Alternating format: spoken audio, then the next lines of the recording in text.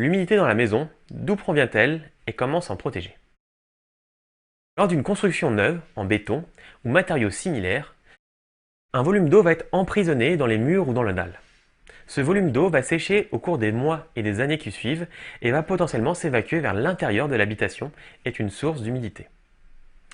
La deuxième source d'humidité que vous pouvez retrouver dans votre habitation peut être simplement due à des fuites de la couverture ou des fuites à travers les murs. Cette humidité est souvent très localisée et proche de son point d'entrée.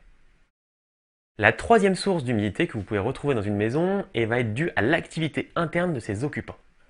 En effet, une personne standard qui respire va produire entre 1,7 litre et 4,4 litres de vapeur d'eau par jour. Cela va dépendre de sa corpulence ou de son activité.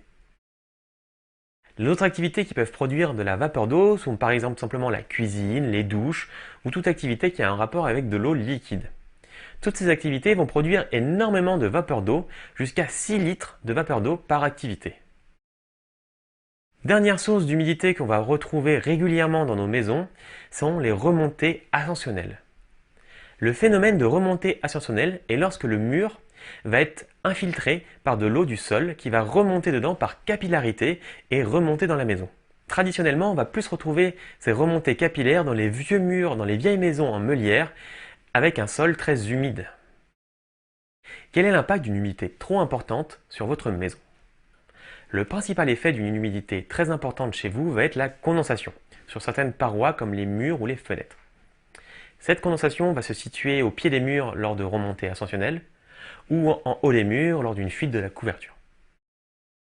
Si cette condensation n'est pas traitée rapidement ou est trop récurrente, elle pourra endommager votre maison, voire même faire pourrir certaines parties de votre charpente, isolant ou finition intérieure. Comment cette humidité trop importante va se transformer en condensation sur vos parois? Pour expliquer ce phénomène, nous allons étudier le graphique derrière moi. Premièrement, en abscisse, on va retrouver les degrés Celsius. Donc plus on va vers la gauche, plus il fait froid, plus on va vers la droite, plus il fait chaud. Et en ordonnée, on va retrouver le pourcentage d'humidité absolue en grammes d'humidité par kilogramme d'air. Il faut savoir que plus l'air va être chaud, plus elle peut contenir de vapeur d'eau de façon absolue. Et donc on va avoir les petites courbes entre 0% et 100% qui apparaissent, qui dépendront de l'humidité absolue et l'humidité relative qu'elle peut contenir. C'est un peu flou, prenons un exemple pour illustrer mes propos. Une maison est régulièrement chauffée aux alentours de 20 degrés Celsius et elle va avoir un taux d'hygrométrie relatif d'environ 50%. Dans ce cas de figure, notre maison contient donc 8 grammes d'eau par kilogramme d'air. Cette maison, si elle n'est pas isolée, en hiver, les murs vont tendance à être beaucoup plus froids que la température de l'air intérieur qui est donc à 20 degrés. L'air chaud, à 20 degrés, lorsqu'il va rentrer en contact avec ce mur froid à 10 degrés, il va y avoir une chute brutale de la température. Mais globalement, la concentration en vapeur d'eau ne va pas bouger. On va donc passer d'une humidité relative qui est de 50% à une humidité relative à 100%. Et une fois atteint ce 100%, l'eau va passer de forme gazeuse à forme liquide et il va donc y avoir un phénomène de condensation. Quels sont donc les moyens pour se protéger de cette condensation? Deux actions sont très importantes pour se protéger de la condensation. La première action à mettre en place est simplement un système de pare-vapeur ou aussi appelé frein-vapeur. La deuxième action très importante pour se protéger de la condensation va être la mise en place d'une ventilation mécanique performante. Quel est l'effet d'un frein-vapeur ou d'un pare-vapeur et comment ça fonctionne? Sur les trois schémas ci-dessous, on va simplifier. La courbe bleue correspondra à la courbe d'humidité, au pourcentage d'humidité. La courbe rouge va correspondre aux températures.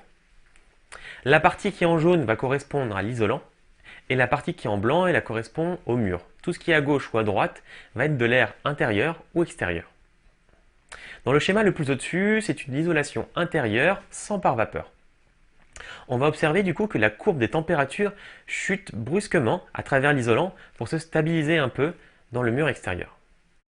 La courbe de l'humidité va elle aussi fortement diminuer jusqu'à rencontrer la courbe des températures. Lorsque les deux courbes se rencontrent, on va avoir le phénomène d'humidité et de condensation qui vont se déclarer. Dans le deuxième schéma, l'isolation est côté extérieur. On a réalisé ce qu'on appelle une isolation thermique extérieure. Le côté froid et la courbe froide et la courbe chaude ne vont jamais se rencontrer dans ce cas de figure, il n'y a donc pas besoin de pare-vapeur. Dans le schéma numéro 3, le pare-vapeur a été ajouté avant l'isolant, au niveau du côté chaud. La courbe d'humidité est donc très basse car l'humidité est bloquée par le pare-vapeur. Elle ne rencontrera donc jamais la courbe de température et il n'y aura donc jamais de condensation. Sur cette diapo, vous pourrez retrouver plusieurs notions. Première notion, la perméabilité à la vapeur d'eau. Cela va correspondre à la quantité de vapeur d'eau diffusée à travers 1 m² d'écran pendant 24 heures. Deuxième notion, la perméance. C'est la quantité de vapeur d'eau qui va traverser 1 m² de cette surface en 1 heure. Troisième notion, c'est le coefficient SD. Ce coefficient est l'équivalent de l'épaisseur de couche d'air de diffusion. Vous retrouverez ces notions sur les pare-vapeurs et sur les écrans sous toiture. Un écran sous toiture aura une valeur SD faible, mais aura une forte perméabilité et une forte perméance à la vapeur d'eau. A l'inverse, un pare-vapeur va avoir un SD très fort et une faible perméabilité à la vapeur d'eau et une faible perméance. Le coefficient SD, présent sur les pare-vapeurs et les écrans sous toiture, est une notion de résistance au passage de la vapeur d'eau. Ce différentiel de résistance entre le frein vapeur et l'écran sous toiture est très important afin de maintenir une migration d'humidité à travers les différents édifices. La loi du 5 pour 1 signifie que le côté intérieur, donc le côté avec le frein vapeur ou le pare-vapeur, doit être 5 fois moins perméable que le côté extérieur avec le pare-pluie ou l'écran sous toiture. De cette manière, la vapeur d'eau qui va circuler d'elle-même du côté chaud vers le côté froid et va donc s'évacuer de la maison. La loi du 5 pour 1, si elle n'est pas respectée, risque d'emprisonner l'humidité entre le pare-vapeur et le pare-pluie. Cette humidité emprisonnée, avec les différentes conditions météo qui changent, peut condenser et donc peut altérer les performances thermiques de l'isolant, voire même abîmer la charpente. La bonne étanchéité à l'air grâce aux freins vapeur et pare-vapeur et écrans sous toiture et autres systèmes d'étanchéité a d'autres avantages. Elle va permettre de se protéger des bruits extérieurs, mais aussi de se protéger des polluants extérieurs de type Céveso ou les radons ou autres polluants extérieurs.